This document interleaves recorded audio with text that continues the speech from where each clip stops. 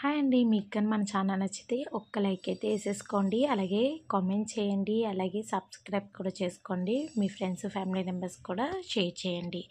ఈరోజైతే లాగ్ వచ్చేసి సుబ్రహ్మణ్య స్వామి షష్ఠి అనేది ఎంతమంది చేసుకుంటారో నాకైతే చెప్పేసేయండి కామెంట్ సెక్షన్లో. మేమైతే చేసుకుంటామండి.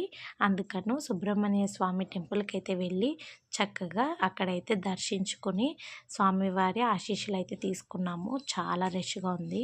ఇంకా అట్నుంచి అటే మీకు ఒక లాగ్లో అయితే చెప్పాను కదా, ఎంతో ఫేమస్ అయిన టెంపుల్ నాగమ్మ టెంపుల్ కానీ అక్కడ కూడా వెళ్ళి చక్కగా జంట నాగులకైతే పూజ చేసి చక్కగా పాలు కొబ్బరికాయ కట్ట కొట్టి పలహారాలు కట్ట పెట్టి దీపం కట్ట చూపించి చక్కగా అట్నుంచి అటే లోపలికి కూడా వెళ్ళి అమ్మవారు అయితే దర్శించుకున్నాము.